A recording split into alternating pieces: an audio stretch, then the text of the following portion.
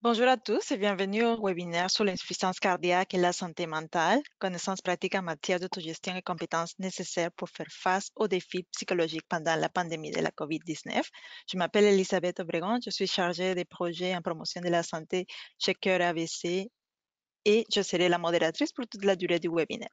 Ce webinaire fait partie d'une série de webinaires que Cœur AVC déploie pour répondre à vos questions durant cette période inhabituelle. Il a été développé en collaboration avec la Société québécoise d'insuffisance cardiaque dans le cadre de la 12e Semaine nationale de l'insuffisance cardiaque. J'aimerais d'abord débuter par reconnaître le territoire sur lequel nous nous rassemblons aujourd'hui, ici à Montréal. Il s'agit du territoire traditionnel non cédé de la nation Mohawk. Ce rassemblement reflète un engagement commun envers l'équité et l'équité en santé en particulier. Je vous engage donc à réfléchir sur ce que cela signifie pour vous dans votre travail et dans l'ensemble de votre vie, d'un océan à l'autre. Avant de présenter vos conférenciers, je veux d'abord vous transmettre quelques informations techniques. Tel qu'indiqué dans la diapositive, vous devrez être en mesure d'écouter la présentation avec les haut-parleurs de votre ordinateur ou vous joindre par téléphone. Par contre, votre microphone sera désactivé. Vous pouvez également déplacer l'écran, l'agrandir, le réduire à votre guise pour visualiser la présentation. La période de questions est à la fin. Vous avez la possibilité de nous envoyer vos questions par écrit dans la section questions. Je poserai les questions une fois que les conférenciers auront terminé la présentation. Si vous éprouvez des difficultés techniques, n'hésitez pas à nous écrire dans cette même boîte à droite sur votre écran tout au long de la séance. J'aimerais simplement vous mentionner de vous assurer que vous êtes bel et bien inscrit à la formation via la plateforme GoToWebinar. Ceci nous permet d'un côté de connaître le nombre de participants, mais aussi de vous transmettre par la suite le lien pour écouter l'enregistrement du webinaire sur YouTube, ainsi qu'un court sondage pour avoir vos commentaires et suggestions qui vous donnera accès à un certificat de participation. C'est très important pour nous de recevoir votre rétroaction pour nos futurs webinaires. Pour plus d'informations sur la maladie, le coronavirus, consultez sur notre site web à l'adresse cœurabc.ca/la COVID ou à notre compte Twitter @fmcavc_science. Nous vous invitons également à consulter notre vidéo maintenant disponible sur la chaîne YouTube en français sur le lavage de mains à une seule main. Allons-y maintenant avec le webinaire. Dans le cadre de la 12e édition de la Semaine nationale de sensibilisation à l'insuffisance cardiaque, cette présentation d'une heure portera sur les connaissances pratiques en matière d'autogestion et les compétences nécessaires pour gérer les répercussions psychologiques liées à cette maladie. La présentation intéressera plus particulièrement aux possibles répercussions de la COVID-19 sur la santé physique et psychologique des personnes vivant avec une insuffisance cardiaque. Les conférencières discuteront notamment des nouvelles stratégies pour la gestion de la santé de ces personnes en cette période difficile. Les objectifs de ce webinaire aujourd'hui, c'est de décrire les données probants actuelles sur les répercussions de la COVID sur les personnes qui vivent avec une insuffisance cardiaque, discuter des stratégies et des approches et de l'approche des soins permettant de répondre aux besoins physiques des personnes vivant avec une insuffisance cardiaque en période de distanciation sociale, décrire les principales difficultés psychologiques auxquelles sont confrontés les patients souffrant d'insuffisance cardiaque, identifier les répercussions les plus importantes que peut avoir la COVID sur la santé psychologique et de discuter de ces stratégies pour prendre soin de la santé psychologique et physique et pour obtenir de l'aide. Nous discuterons avec 3 experts sur le sujet de l'insuffisance cardiaque, de la recherche et des maladies cardiovasculaires. Nous allons les introduire une à la fois au cours du webinaire. Merci à nos oratrices d'aujourd'hui qui prennent le temps dans le cadre de leurs fonctions et des soins de santé de nous partager de l'information fiable. Nous allons passer maintenant à notre première conférencière.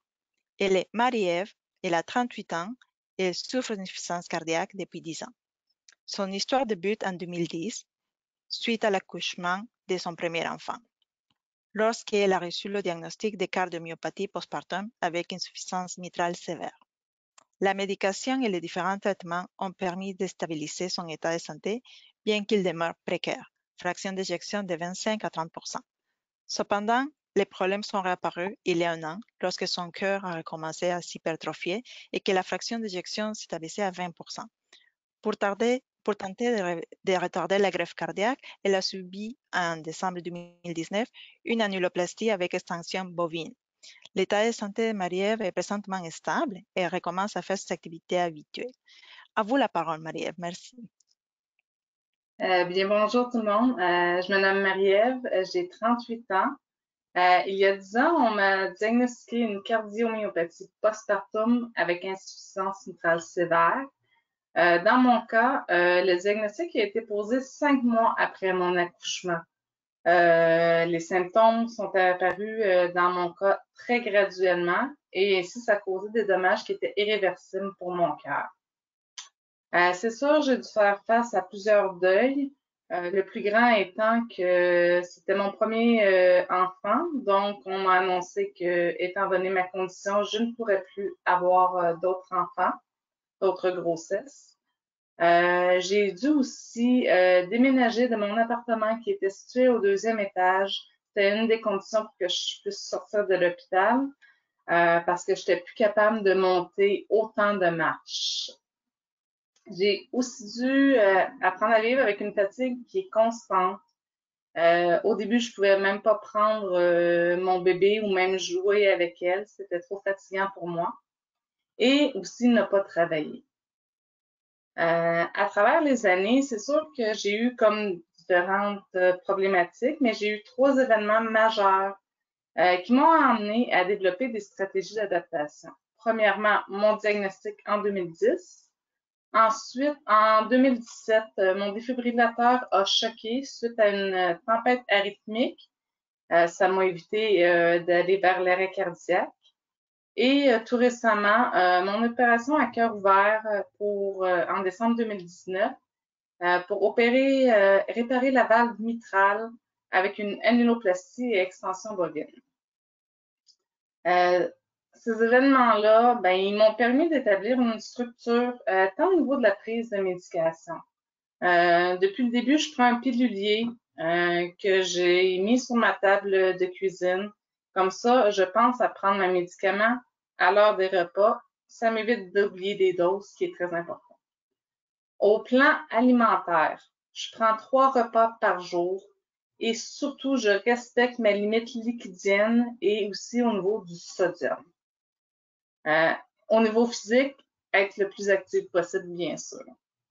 Quand je parle de structure, c'est aussi important pour ce qui est des rendez-vous médicaux. Pour être sûr de ne pas en oublier, je l'affiche à vue de tous sur mon frigo. Et aussi, c'est inscrit dans notre agenda sur nos cellulaires, à moi et mon conjoint.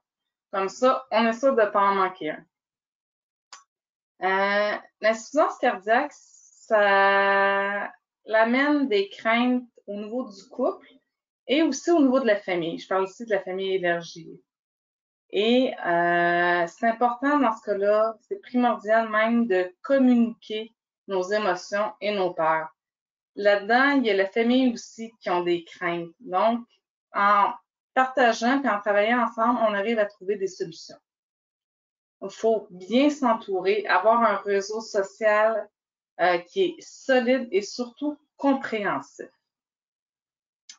Moi, j'ai appris aussi que c'est important de ne pas se définir seulement comme une personne malade. C'est sûr, la maladie, elle fait partie de nous, mais on n'est pas la maladie.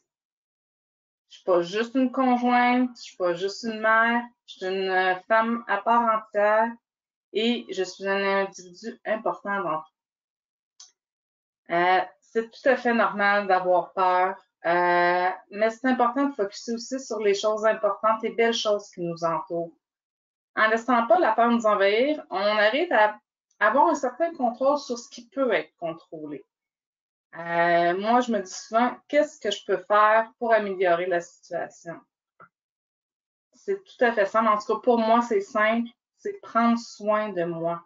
De me concentrer sur les moyens qui me permettent de rester stable et surtout de pouvoir traverser la maladie. L'insuffisance cardiaque me permet plus de faire plusieurs activités. à travers le temps, j'ai réussi à découvrir des nouvelles passions.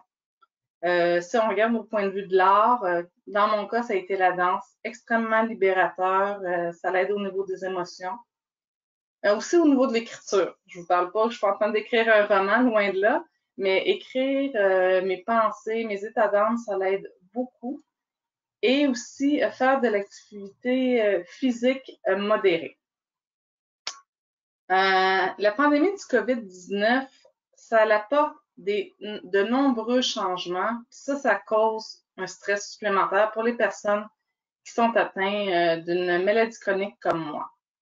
En effet, on a juste à penser aux risques de complications qui sont augmentés si on attrape ce virus-là. Dans mon cas, plus précisément, mon conjoint qui risque de retourner travailler sous peu, je vous cacherai pas, ça l'amène un stress supplémentaire parce qu'on craint qu'il ramène le virus à la maison malgré toutes les attentions qu'on porte. Au point de vue de ma fille, bon, on a pris la décision qu'elle ne retournerait pas à l'école, ça l'amène une certaine tristesse. Et j'ai des rendez-vous aussi qui sont soit reportés ou faits par téléphone. Avec tous les changements que la pandémie apporte, j'ai dû appliquer les différentes stratégies que j'ai développées à travers les années depuis mon diagnostic. Prendre soin de mon état, premier point. Exercice, marche, alimentation. Au niveau mental, parler de mes peurs, ne pas m'isoler. OK, vous allez dire un peu étrange à dire dans le contexte de distanciation sociale, mais on a la chance de vivre à une époque où la technologie par les réseaux sociaux nous permet de garder un contact. Pensez à FaceTime, Zoom, Skype. On a la chance d'avoir ça maintenant. Je participe aussi aux activités de ma fille, que ce soit ses travaux scolaires que sa professeure lui envoie par Internet ou ses activités de jeune fille de 10 ans qu'elle veut impliquer sa maman. On passe du temps de qualité. Je fais avant tout rigoureusement mon programme d'entraînement qui est autorisé par l'équipe de cardio-préventive de l'hôpital. Et je suis les recommandations de la santé publique et de l'équipe de cardiologie. La réalité, c'est que nos suivis médicaux, pour un petit bout, vont être différents. Mais depuis le début de la pandémie, les différents intervenants qui sont à mon dossier ont été extrêmement présents. Je sais que je peux compter sur eux et je me sens supportée, puis ça, c'est vraiment très, très rassurant. Important aussi de rappeler aux gens qui nous entourent qu'on est des personnes à risque. Puis face à ce nouveau virus-là, on doit tous être extrêmement vigilants. L'insuffisance cardiaque, ça m'a appris à vivre avec une incertitude qui est constante. J'ai dû apprendre à vivre avec les hauts et les bas de la maladie. Par exemple, que à tout moment, mon état peut se dégrader, les opérations possibles qui sont à venir et aussi les risques de complications. En temps de pandémie, l'incertitude augmente, mais avec les outils que j'ai bâtis, mais je trouve que je réussis quand même à bien gérer. J'ai ma routine, je fais de l'exercice, j'ai aussi une technique de respiration, la cohérence cardiaque, j'ai des périodes d'activité artistique et aussi je fais appel à une psychologue ou au cardiologue si j'en ressens besoin. Je suis toujours en communication avec ma famille et surtout, je n'hésite pas à demander de l'aide pour aller chercher ma médication ou aller à l'épicerie. Demander de l'aide, c'est pas un signe de faiblesse, au contraire, c'est montrer qu'on a compris nos limites, qu'on les respecte, mais aussi ça nous permet de développer d'autres forces puis ainsi d'être utile à plein d'autres niveaux. Je prends du temps pour moi, je me libère l'esprit. Et j'ai aussi mis ma fille et mon conjoint en contribution dans ma gestion du stress. Les marches que je faisais habituellement seule, ben maintenant, on les fait en famille, incluant notre petit chien. On joue à des jeux de société, des jeux électroniques, des jeux à l'extérieur. Ma fille a même réussi un exploit, elle m'a fait jouer au Lego pendant des heures. Et aussi, le dernier point, j'étais supposée d'être évaluée pour faire un programme d'entraînement. J'étais supposée être vue à l'hôpital, mais finalement, à cause de la pandémie, ça s'est fait par Internet. Parce que suite à mon opération de décembre, je faisais juste de la marche, mais il fallait que je me remette un peu plus en forme que ça. Donc, on m'a envoyé un programme par Internet et ma fille, par elle-même, a décidé à tous les jours, depuis quelques semaines, de le faire avec moi. C'est une source incroyable de motivation d'avoir quelqu'un qui me supporte comme ça. Et je dois dire que je pense pas du tout à la pandémie pendant ce temps-là. Très bon sport physique et psychologique. Je termine en vous parlant de deux plateformes qui se trouvent sur Facebook. La première, c'est Community of Survivors, communauté de survivants.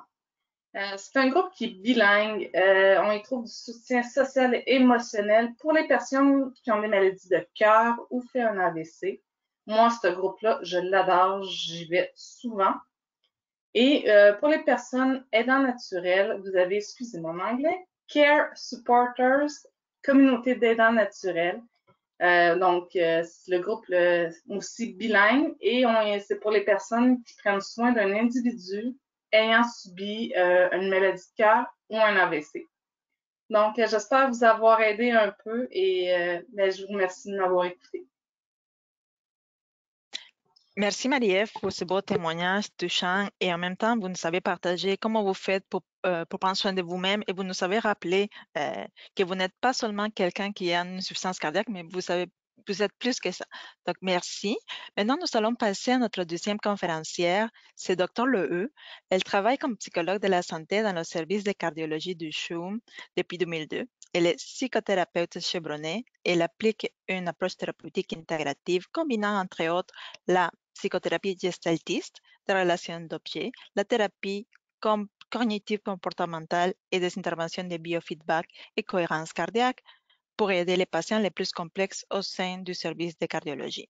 Elle est très investie en prévention et en promotion de la santé. Elle a reçu en 2015 le prix Cœur-Argent de la Fondation de maladie du cœur de l'AVC du Québec pour son implication dans le développement des soins psychologiques en réadaptation cardiaque. Elle s'implique aussi activement au sein de plusieurs comités hospitaliers visant l'intégration des soins psychologiques dans la prise en charge des patients souffrant d'insuffisance cardiaque. Elle travaille également au bureau privé essentiellement auprès d'une clientèle qui présente des difficultés à gérer l'impact d'un diagnostic médical, cardiaque ou autre, des difficultés d'adhésion thérapeutique, des troubles de l'humeur et de l'anxiété, des troubles de conduite alimentaire, ainsi que des troubles relationnels et de la personnalité. Finalement, elle supervise et donne plusieurs formations, conférences et cours universitaires de postgrad aux médecins et aux professionnels de la santé sur l'adhésion thérapeutique, les enjeux psychologiques liés à la maladie cardiaque, les pathologies de la personnalité et les troubles de conduite alimentaire. À vous la parole, Dr. Leheux. Oui, bonjour. Merci beaucoup, Madame Obregon. Merci à la Fondation des maladies du cœur et de l'AVC de m'avoir invité aujourd'hui à venir vous parler en cette période particulière de la pandémie du COVID-19. Merci aux patients qui nous écoutent, aux proches aidants, aux professionnels de la santé. Je vais juste... Oups. J'ai perdu 2 petites secondes. Je suis désolée, j'avais perdu l'écran. Je vais m'habituer.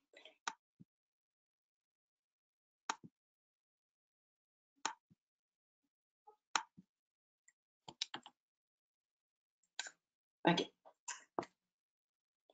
Donc, lorsqu'on a un diagnostic d'insuffisance cardiaque, comme le soulignait bien Madame Auger il y a quelques minutes, on est confronté à toute une panoplie de changements physiques qui sont dus à la maladie, qui sont dus au traitement, des inconforts, de la douleur. On est confronté à toute une panoplie de deuil, le deuil d'avoir une santé cardiaque intacte, le deuil d'avoir des capacités physiques intactes, deuil de pouvoir travailler pour certains, de faire certaines activités avec les proches. On doit réaménager aussi plusieurs activités de la vie quotidienne, par moment devoir renoncer au travail. On est confronté à plusieurs hospitalisations, plusieurs enjeux de vie ou de mort qui sont difficiles à intégrer, puis ce qui peut amener des troubles dépressifs, de l'anxiété, des troubles du sommeil et beaucoup d'incertitudes. Donc, les patients que je suis m'impressionnent beaucoup par rapport à la force qu'ils ont d'être confrontés à énormément de questionnements et d'incertitudes par rapport à la vie. Dans ce contexte-là difficile d'apprivoisement de la maladie et cardiaque à laquelle ils sont confrontés et de leur traitement, il y a des troubles de santé mentale qu'il faut évaluer et traiter chez les patients qui souffrent d'insuffisance cardiaque. Donc, je vous les mentionne brièvement. Plusieurs de nos patients vont souffrir de détresse psychologique. Les troubles dépressifs sont assez prévalents aussi chez à peu près 20% de nos patients qui présentent des troubles dépressifs caractérisés significatifs qui peuvent avoir des impacts importants sur l'évolution cardiaque, la rendre plus difficile, augmenter le risque de mortalité, des hospitalisations, entre autres.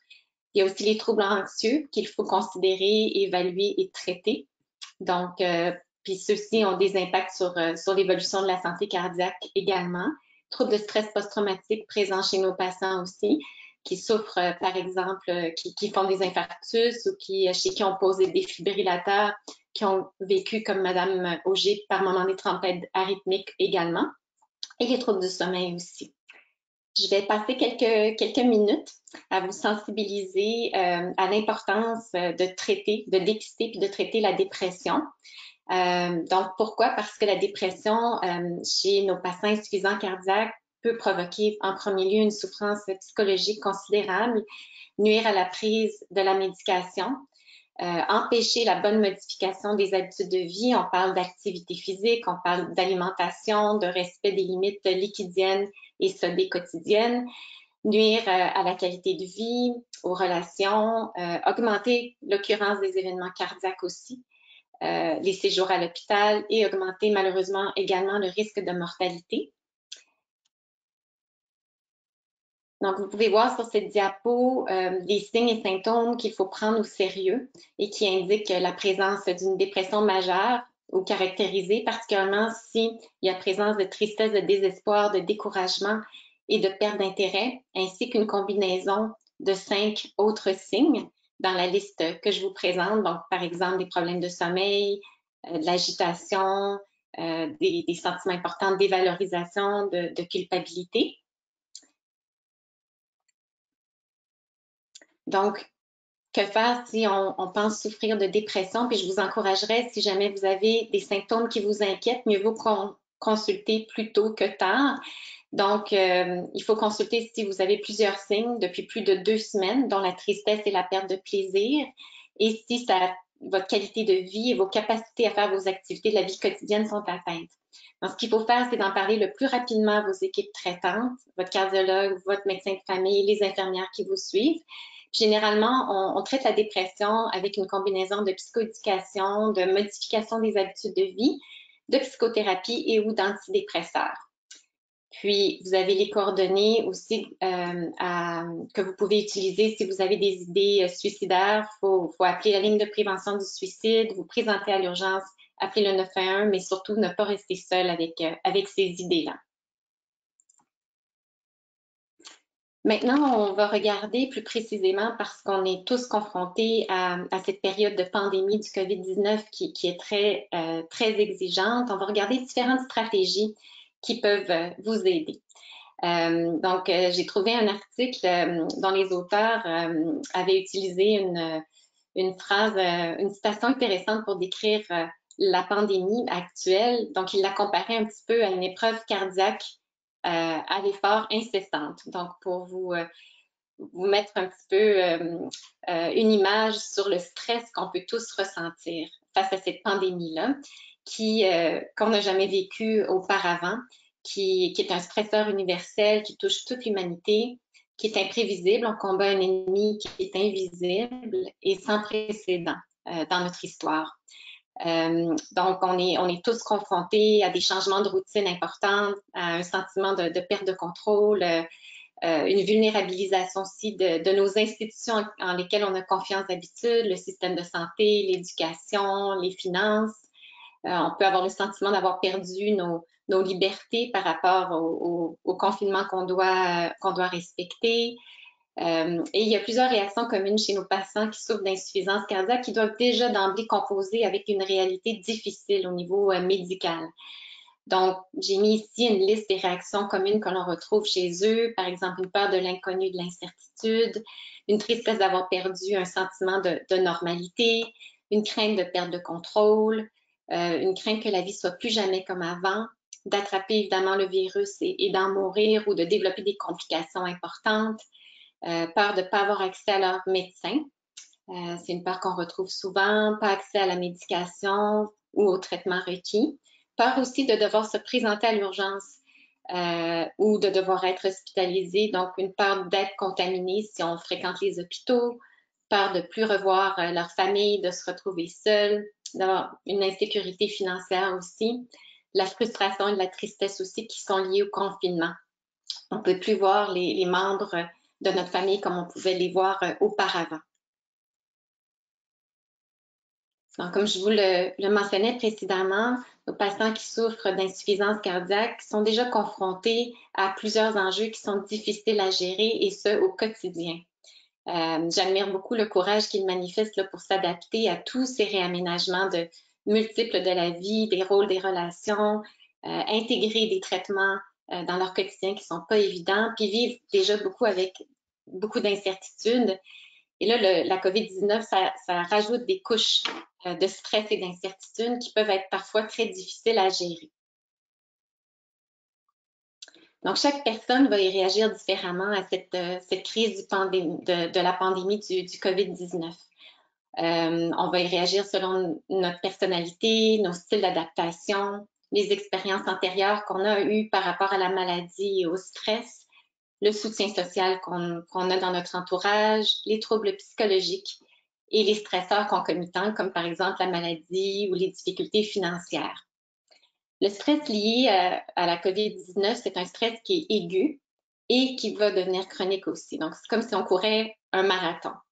Et ce que les chercheurs montrent, et ce qui est très important, c'est de s'occuper de nos réactions de stress très, très tôt, plutôt que de les laisser se chroniciser. Quand on peut s'en occuper très tôt, on développe toute une panoplie de mécanismes de résilience qui vont pouvoir vous aider à affronter l'impact du COVID-19, mais aussi à continuer à bien prendre soin de votre état de santé. Si on ne le fait pas, mais c'est là qu'on se retrouve en épuisement, puis c'est là que le stress aussi peut avoir des impacts dévastateurs au niveau de votre santé cardiovasculaire. Donc, plein de bonnes raisons de vous occuper de votre stress face à la pandémie, puis d'apprendre différentes stratégies pour bien prendre soin de vous. L'important aussi, c'est de ne pas se comparer les uns aux autres par rapport à votre réaction de stress. Donc, certains vont y réagir plus fortement, vont se sentir plus vulnérables, puis ça peut avoir avec la valeur de la personne que vous êtes, mais plus par rapport aux mécanismes d'adaptation que vous allez privilégier ou pas, ou de votre histoire antérieure et des stresseurs concomitants que vous vivez. Donc, voici quelques stratégies essentielles pour bien vous adapter à la pandémie. Donc, premier groupe de stratégies, c'est de rester en sécurité pour protéger votre santé. Donc, de respecter la distanciation sociale, de limiter les sorties, de se laver les mains fréquemment, pendant au moins 20 minutes, de suivre à la lettre les consignes de vos équipes traitantes, de consulter votre équipe médicale et l'urgence au besoin.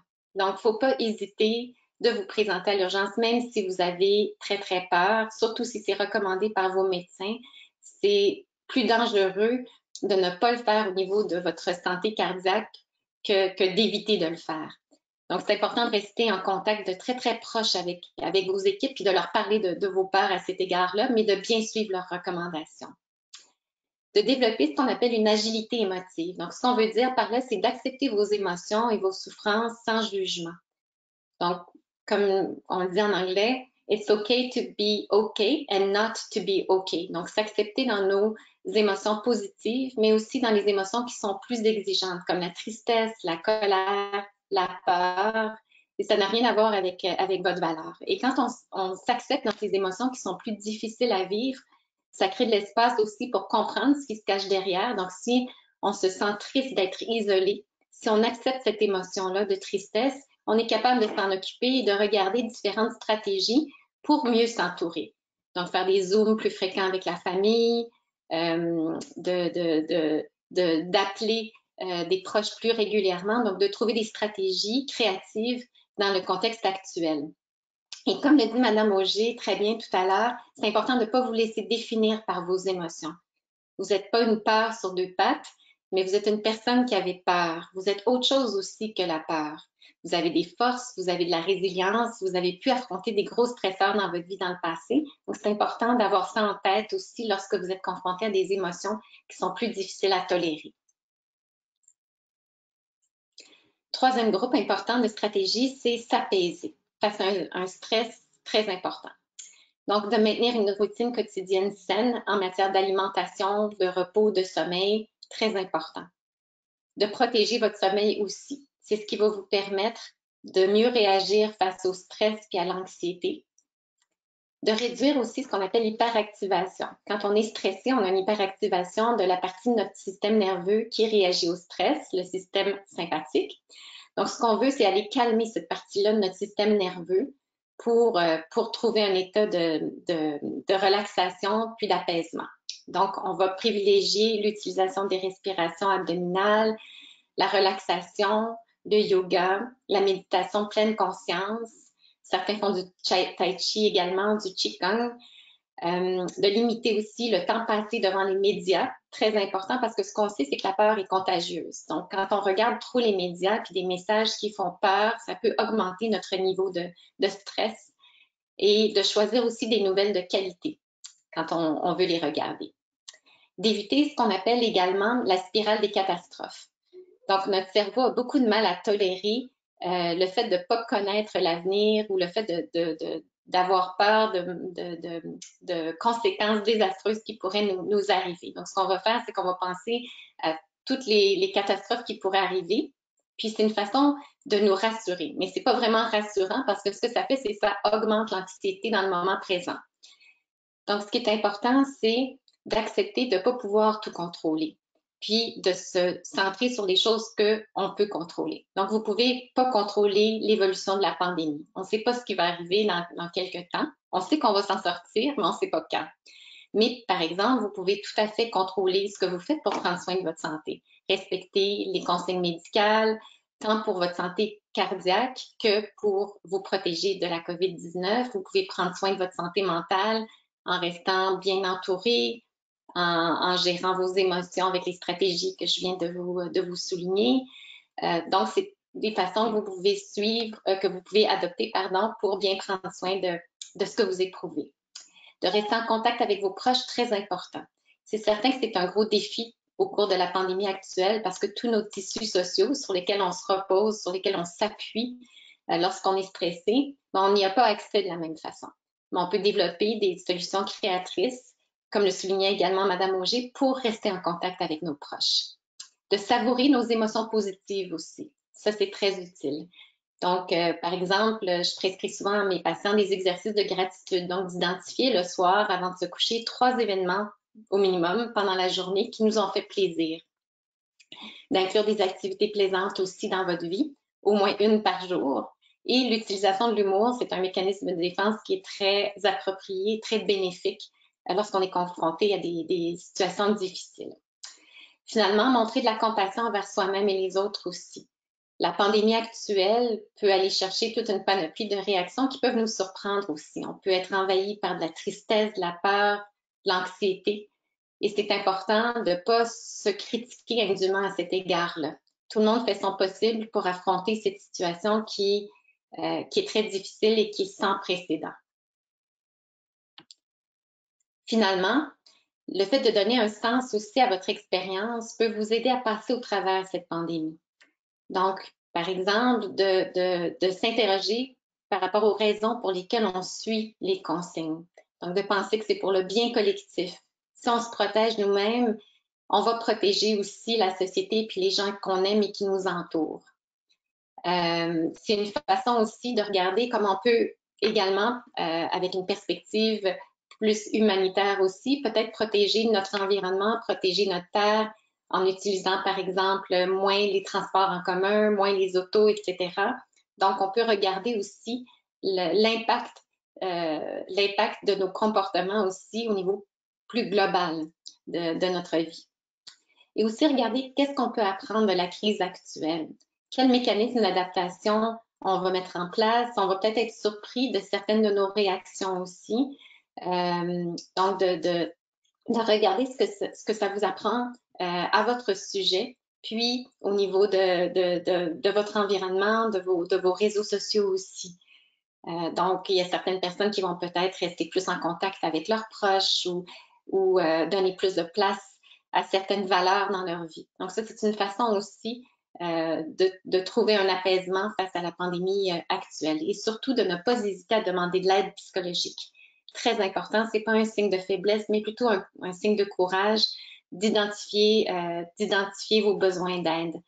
Donc, à la fin de la présentation, je vous ai mis des références que vous pourrez consulter pour obtenir de l'aide psychologique. Donc, je vous laisse avec ces derniers mots pour vous souligner l'importance de garder espoir. La crise du COVID-19 va passer.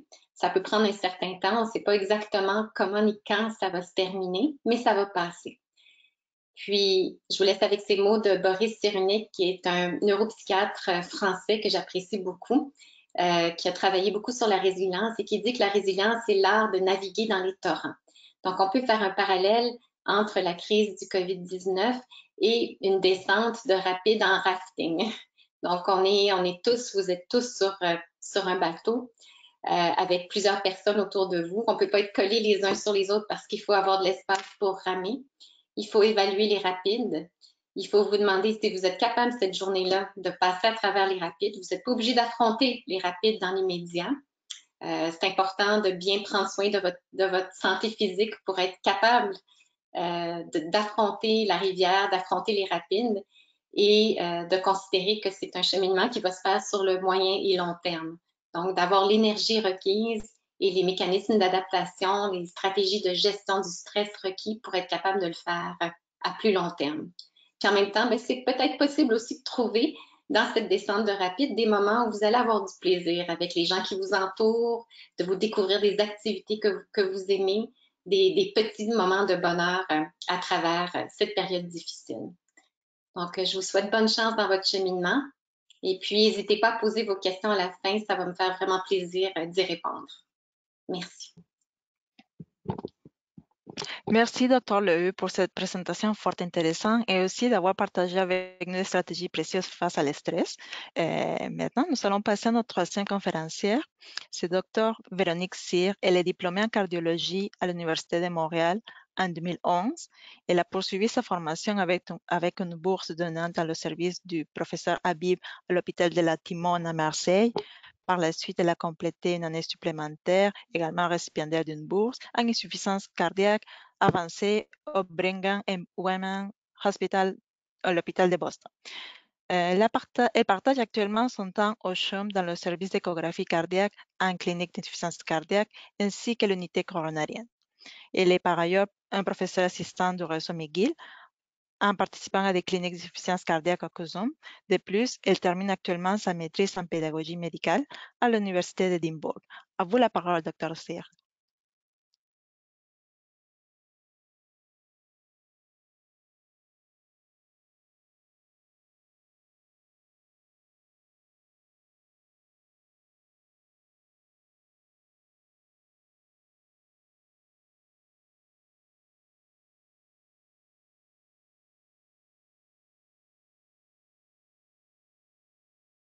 Bonjour, bonne fin de matinée. Juste pour vous dire que ça me fait extrêmement plaisir de vous parler et d'être en direct du CHUM présentement. Merci beaucoup à la Fondation pour l'invitation. Je prends quelques petits instants. En fait, j'ai ressorti une diapo que j'avais trouvée en 2017 parce que c'est le mois de mai, c'est le mois de la sensibilisation de l'insuffisance cardiaque. Je crois que c'est très, très important qu'on en parle parce que souvent, quand on parle du mot cancer dans la société, c'est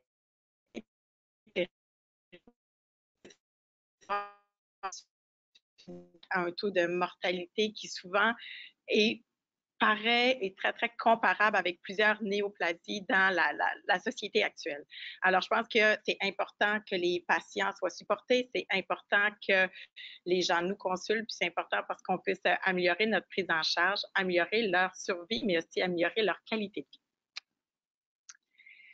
Si on se concentre maintenant un petit peu sur le COVID et les impacts négatifs, en fait, sur une note positive, parce que je pense que Pascal a essayé vraiment qu'on focus sur les belles choses, la grande majorité des gens ont une évolution qui sont favorables. Il y a certaines personnes, en fait, qui, comme on sait, comme on dit souvent dans les médias, qui sont totalement asymptomatiques, mais là, il y en a beaucoup que c'est que des petits symptômes plus viraux, mais qui évoluent très, très bien. Quand on parle de les personnes à risque, je pense que le gouvernement a beaucoup insisté sur les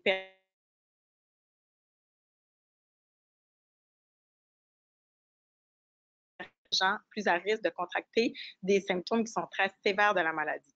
Quand on regarde des données, en fait, qui sont apparues plus dans les groupes chinois, puis un petit peu avec la littérature italienne, on voit que l'impact de la mortalité et de la morbidité, ça veut dire sur l'impact des conséquences négatives de la maladie, augmente. On voit qu'en haut de 80 ans, on voit qu'environ 15 des gens ont une évolution qui est plus sévère.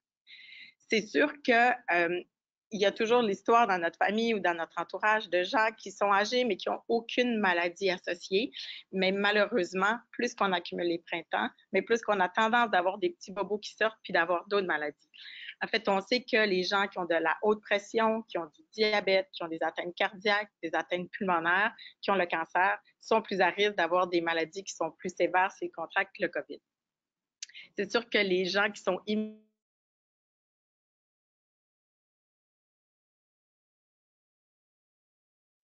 sont également des populations qui sont très à risque. On a aussi des fois tendance à penser que quand on est jeune, on est exempté, mais malheureusement, peu importe notre âge, qu'on ait une maladie ou pas, il faut toujours se rappeler les règles de base parce qu'on est quand même à risque d'avoir des évolutions qui peuvent être sévères également. Si on regarde en fait la COVID exactement avec les répercussions au niveau cardiaque, il y a les répercussions qui sont visibles, des gens qui viennent à l'hôpital, puis il y a ceux-là qui sont moins visibles, ceux-là qu'on commence un peu à parler, qu'on appelle les effets collatéraux, puis que je vais vous parler un petit peu plus tard. En fait, ce qu'il faut retenir, c'est que la COVID, c'est vraiment une maladie qui donne un niveau très, très élevé d'inflammation au niveau systémique.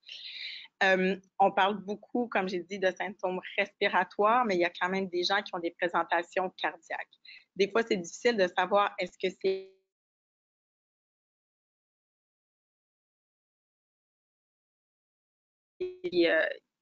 qu'on démasque pendant l'hospitalisation.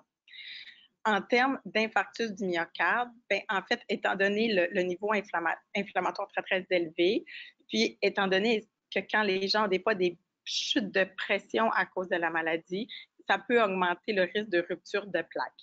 Il y a aussi quand la pression chute, puis on a déjà une maladie coronarienne qui est là, des fois, elle est démasquée parce qu'il y a un déséquilibre entre l'apport de sang qu'on peut apporter et ce qui peut être fourni par le cœur. On entend malheureusement des histoires très, très tristes de gens qu'on a retrouvés décédés à la maison, mais malheureusement, ça peut être des gens qui ont été victimes d'une arythmie cardiaque, ça veut dire d'un trouble du rythme qui peut amener le décès d'une personne. Puis ça va aussi avec la saturométrie, ça veut dire le taux d'oxygène dans le sang qui peut être très bas. Ça peut aussi aller avec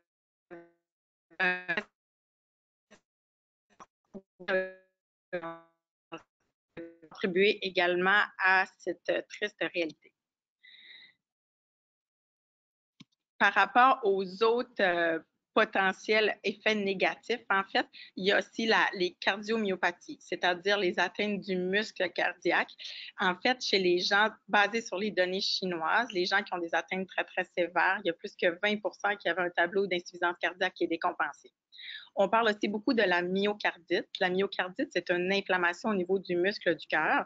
Puis, en fait, on se demande, est-ce que c'est le virus en tant que tel qui vient se loger dans le cœur ou versus c'est les conséquences de l'inflammation qui fait cette atteinte-là? À l'heure actuelle, toutes les biopsies du cœur qui ont été faites, on n'a pas retrouvé de COVID, mais on a retrouvé plus des manifestations inflammatoires. Tout ça étant dit, en fait, s'il y a des gens qui peuvent quand même faire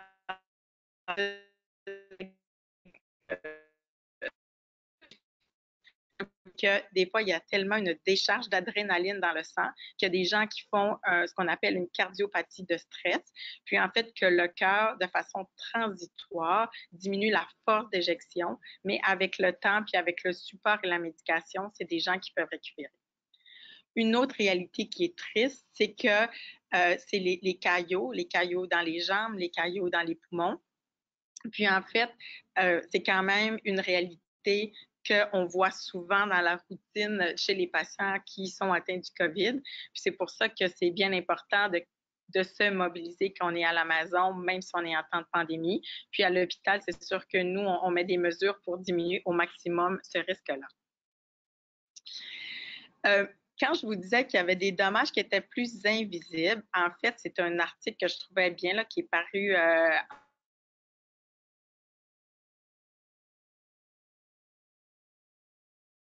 pandémie à COVID-19.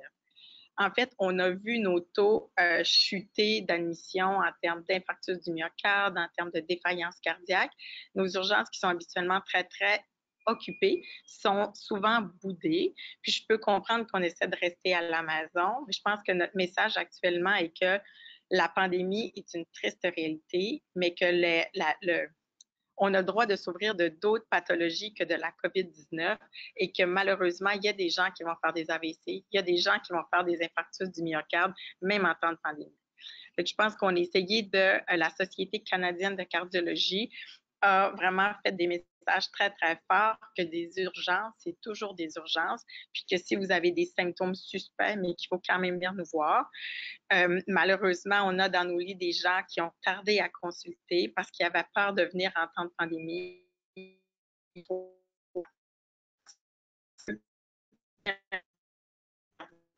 Mais en temps normal, c'est des gens qu'on a beaucoup plus tôt, puis qu'on est capable vraiment de sauver beaucoup, beaucoup du muscle cardiaque.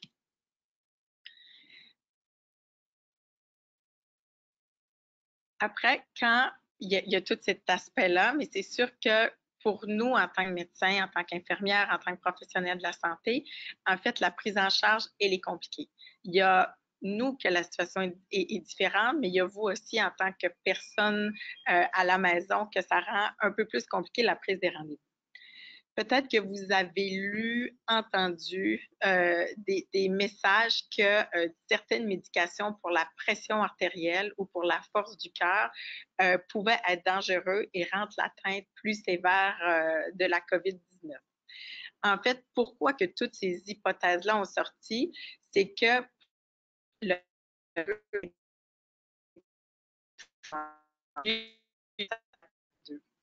mais en fait, il y a certaines médications qui s'appellent les IECA, les ARA ou les inhibiteurs des récepteurs de l'aniprilysine, qu'on appelle communément le sacubitril, valsartan ou l'Entresto. Mais c'était dit que les patients qui prenaient ces médications-là avaient beaucoup plus de ces récepteurs-là, donc les mettaient plus à risque d'attraper la COVID de façon sévère. Pour vous rassurer, ceci est théoriquement non prouvé. Puis toutes les sociétés là, savantes, autant européennes, américaines que canadiennes, ont dit que c'était vraiment non recommandé de cesser cette médication-là au cas où qu'on attrape.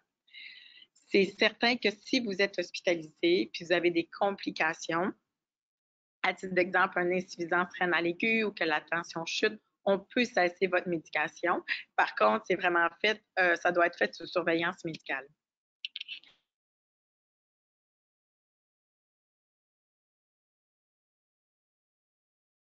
Le danger, c'est que si vous avez une condition qu'on dit stable, puis qu'on arrête votre médication, bien, c'est un risque que vous soyez décompensé, que vous avez besoin de venir à l'hôpital.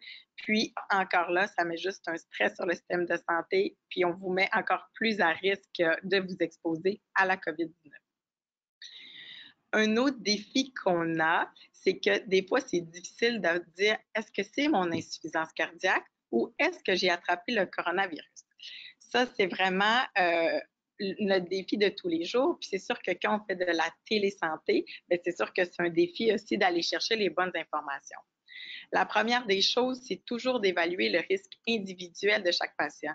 Est-ce que c'est quelqu'un qui reste dans une zone de pandémie ou c'est quelqu'un qui reste dans une région où est-ce qu'il y a 2 ou 3 cas? Est-ce que c'est quelqu'un qui respecte, comme la majorité du temps,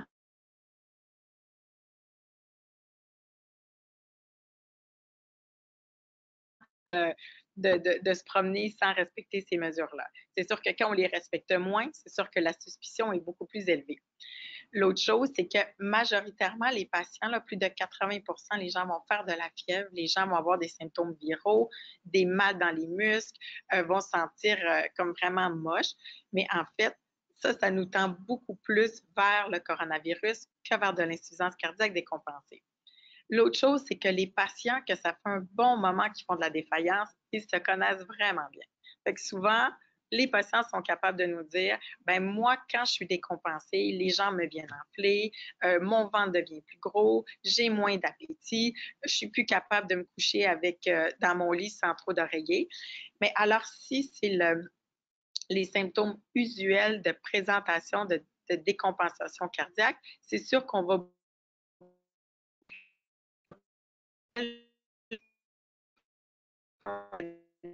être beaucoup plus suspect que c'est un patient qui a la COVID. L'autre chose, c'est que souvent au téléphone, on va vous dire pendant 2-3 jours, essayez de majorer les médicaments pour vous faire revenir plus. Mais si on voit qu'il n'y a pas de réponse positive et que le patient n'évolue pas normalement, bien c'est là que souvent on est inquiet, on a tendance à lui dire, venez nous voir en clinique, ça peut être d'autres choses. Un dernier point, les patients ça fait longtemps qui fréquentent les cliniques d'insuffisance cardiaque connaissent bien qu'on dose leur BNP, que c'est des mesures en fait sanguines qui nous permettent d'évaluer d'une certaine façon la volémie, la quantité comme que les chambres cardiaques sont étirées par trop de volume. Malheureusement, en fait, les gens qui ont la COVID-19 ont tendance à avoir des augmentations des BNP qui sont comme un facteur de mauvais pronostic, mais qui ne corrèlent pas nécessairement avec le niveau de volémie. Alors, c'est sûr qu'en temps de pandémie, c'est moins un discriminateur qu'on utilise à seulement ça.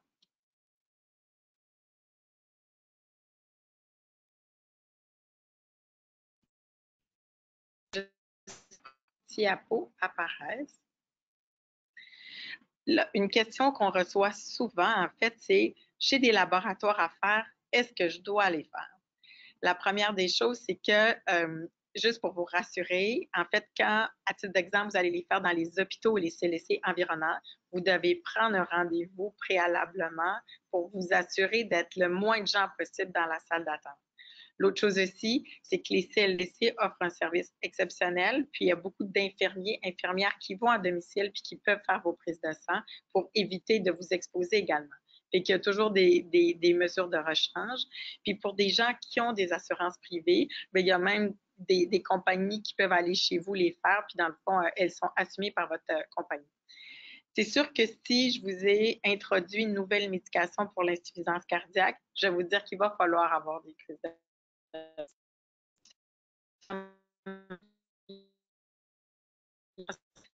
c'est une bonne raison également d'y faire. C'est sûr que si on dit toujours que votre fonction rénale est un peu instable, même si c'est la pandémie, il va falloir vous surveiller. Fait que je pense que le message est que si vous avez un doute ou vous n'êtes pas certain, bien, n'hésitez pas à communiquer avec nous, avec vos infirmiers, avec vos infirmières, puis nous poser la question. Mais malheureusement, il va falloir parfois faire des laboratoires parce que, comme je vous disais tantôt, il peut y avoir des conséquences qui sont vraiment très, très graves. En temps de pandémie, en fait, c'est sûr que on essaie de trouver vraiment l'équilibre entre assurer des soins de qualité puis éviter de vous exposer inutilement au milieu hospitalier. Sincèrement, il faut beaucoup de patience, beaucoup de créativité, puis et pour les patients, mais aussi et pour le personnel soignant, parce que sincèrement, les règles changent quasiment sur base quotidienne pour nous. Alors, si pour vous, vous êtes étourdi de suivre les règles que vous entendez, dites-vous que c'est la même chose pour nous. Aussi, un message, c'est qu'à l'hôpital, présentement, on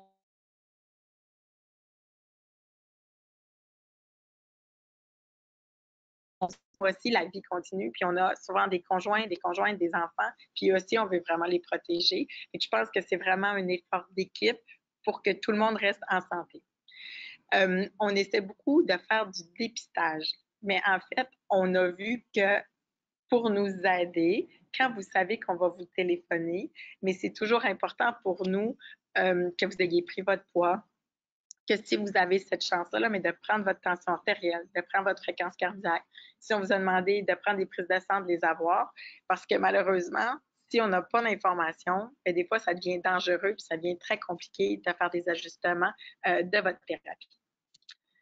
L'autre chose, juste si on vous dit, ben j'ai vraiment besoin de vous voir, ben dites-vous juste que, en fait, il y a un moment donné, au téléphone, on n'est plus très compétent, Puis des fois, on fait vraiment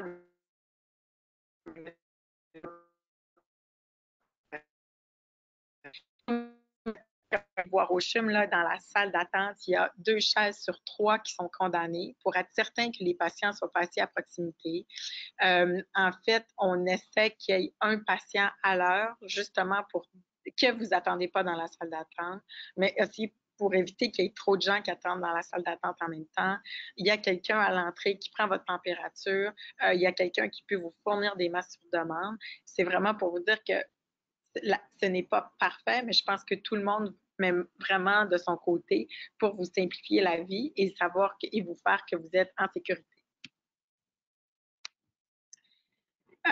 Malheureusement, en fait, ça c'est plus pour une note un peu humoristique. Il y a beaucoup, beaucoup de choses que vous entendez sur les réseaux sociaux, sur Internet, mais il y a un site là, de l'Organisation mondiale de la santé.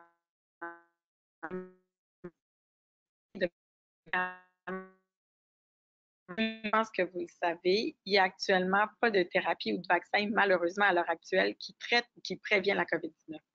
On entend les recettes de grand-mère, le fait de mettre du poivre, de mettre du lait dans vos recettes, ça va bien donner du goût, mais ça ne vous protégera pas contre la COVID-19. Les histoires de désinfectants qu'on a entendues, de s'asperger, d'en boire qu'on a entendu de l'autre côté de la frontière, c'est vraiment une mauvaise idée aussi. La téléphonie n'a rien à voir avec ça. C'est vraiment les gouttelettes aériennes, en fait, qui sont les coupables.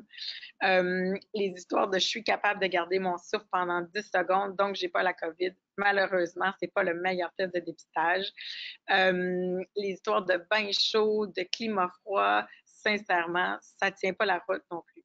Fait que je pense que ce qu'il faut retenir, que c'est vraiment les méthodes de distanciation sociale, de vous laver les mains vraiment souvent pendant 20 secondes à chaque fois que vous avez touché à des objets ou que vous avez été en contact avec des lieux publics, vous dites, mais je pense que c'est ça les meilleurs.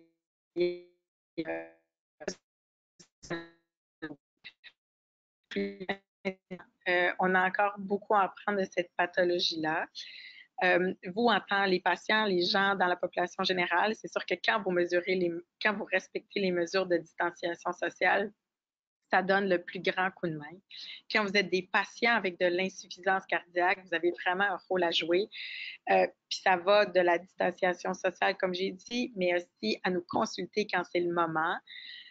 Aussi, même si c'est la pandémie, si vous avez une insuffisance cardiaque qui est nouvelle ou qui est décompensée, il faut ajuster votre médication, il faut continuer à vous améliorer parce que ce qu'on veut, c'est que vous restez le plus longtemps parmi nous, mais le mieux possible. Puis je vous laisse avec une citation de Marcel Prévost, en fait, qui dit que souvent, ce qu'on a besoin dans la vie, c'est qu'on n'a pas nécessairement besoin de conseils, mais des fois, on a juste besoin de quelqu'un pour nous comprendre. Puis je pense qu'en temps de pandémie, sincèrement, je pense que Pascal l'a dit, je pense que Mme Auger l'a dit également. Je pense que c'est important d'exprimer comment on se sent, que c'est mieux de le dire que de...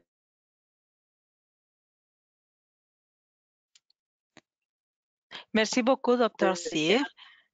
Oui. Oui, merci beaucoup. Nous n'avons pas beaucoup de temps. On va finaliser le webinaire. On va passer aux périodes de questions. Donc, je vous remercie, vous et nos autres conférenciers, d'avoir participé avec nous et nous partager des informations importantes pour le traitement de l'insuffisance cardiaque.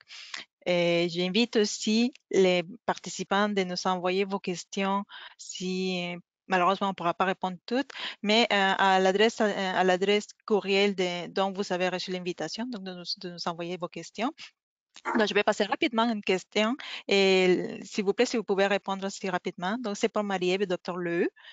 Plusieurs mentionnent ressentir de l'anxiété à la suite d'un diagnostic d'insuffisance cardiaque. Certains ont traversé une période de deuil et de diverses émotions affiliées. Que pouvez-vous dire aux patients qui traversent cette période difficile? S'il vous plaît, répondez rapidement.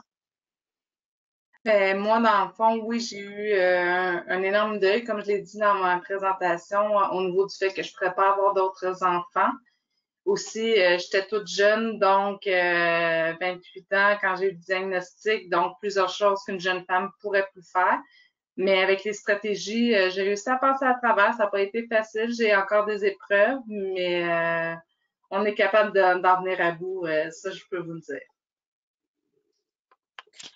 pourrais, Docteur Lewin, oui, oui. je pourrais ajouter, quant à moi, que c'est important premièrement, que ça peut être tout à fait normal d'éprouver de l'anxiété quand on a un nouveau diagnostic d'insuffisance cardiaque ou quand on vit une nouvelle étape de la maladie ou un ajustement de traitement.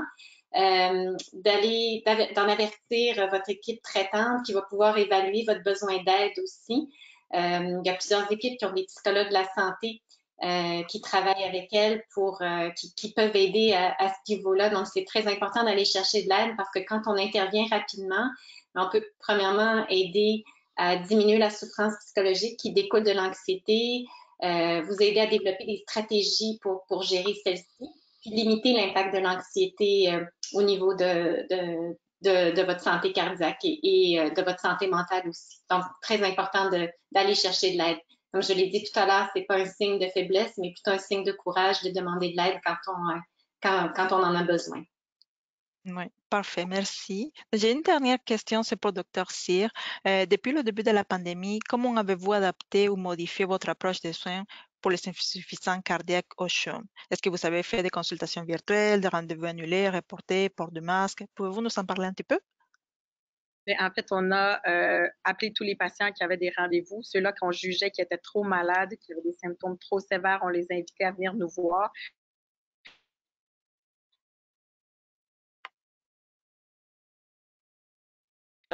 Mais toutes les mesures de distanciation sociale sont faites, puis on s'arrange qu'il n'y a pas de temps d'attente le minimalement possible, le moins de patients dans la salle d'attente. Fait que oui, on continue à voir les patients et on appelle tous les patients, sinon par téléphone, puis on les évalue.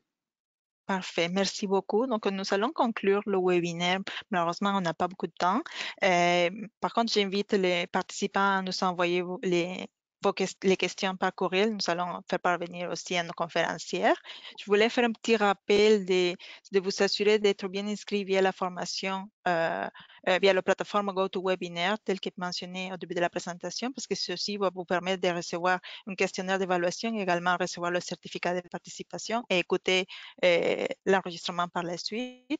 Merci également à nos conférenciers encore une fois pour avoir participé avec nous. Merci à vous aussi, les participants, d'avoir resté avec nous et restez également à l'affût de nos prochains webinaires qui seront tenus régulièrement. Le prochain webinaire, c'est le 26 mai. Il va aborder le sommeil et la santé cardiovasculaire. C'est à midi, heure de l'Est. Donc, prenez soin de vous et au plaisir de vous retrouver bientôt. Merci beaucoup. Au revoir. Merci. Merci.